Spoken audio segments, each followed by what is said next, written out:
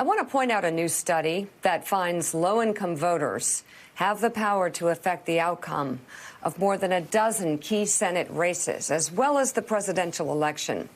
Joining us now, Reverend William Barber. He is the president of Repairers of the Breach and co-chair of the National Poor People's Campaign.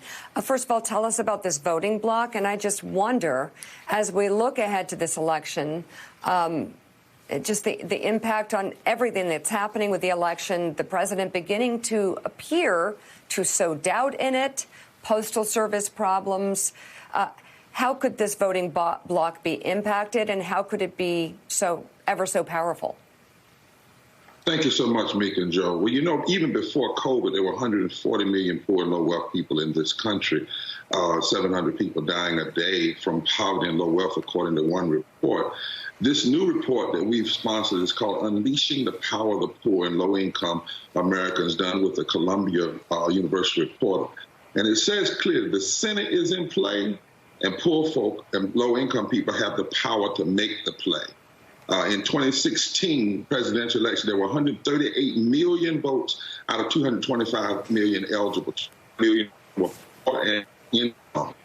But 34 million of poor and low-income people didn't vote, and many of them said they didn't vote because they didn't hear their issues. They weren't talked about. We talk about the middle class and the wealthy, but what that means is that poor and low-income people constitute over 1/4 of the electorate.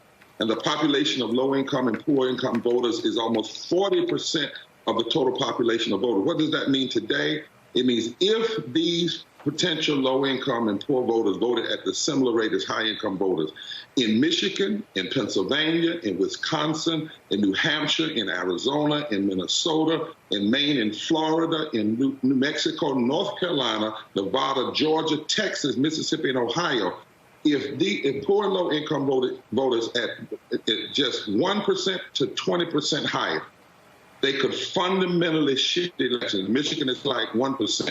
In North Carolina, it's between 18 and 19%.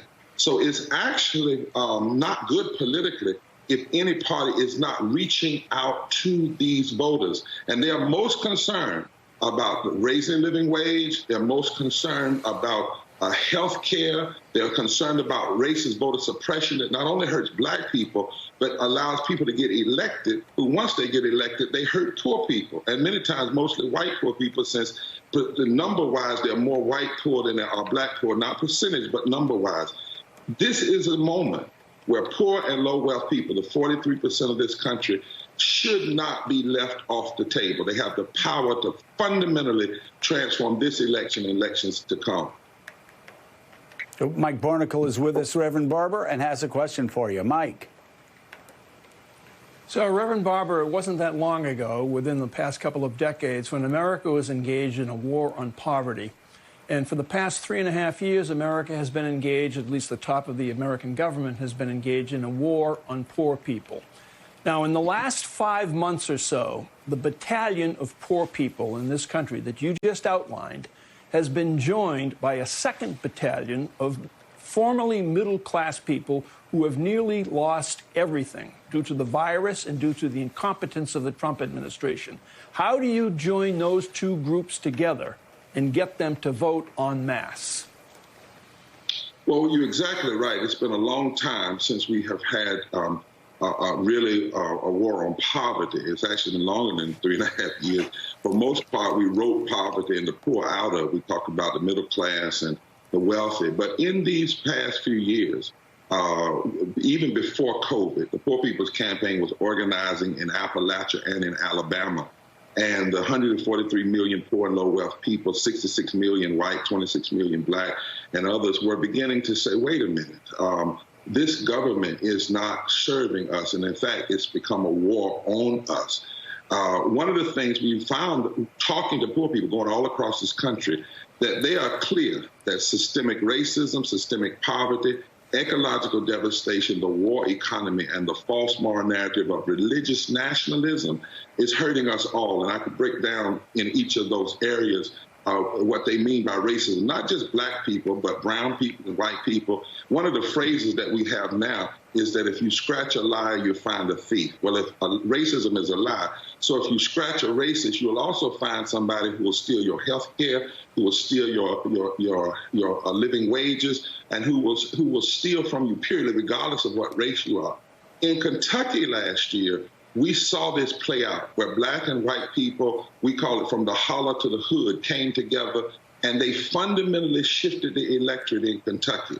In fact, several counties that had been Trump counties turned in the last election. We never endorsed the governor, but we talked about issue, and the governor, who's now the governor, began to push issues that matter to poor and low wealth people, regardless of their race, creed, and their color. What has to happen, particularly from our national parties and in these states, is to lift up poor and low wealth people who talk about the issues that impact their lives. And if we can't do this in COVID, God help us. Because what COVID has done, it has exposed two fissures in this society that undermines, that are matters of national security, and that is systemic racism and systemic poverty.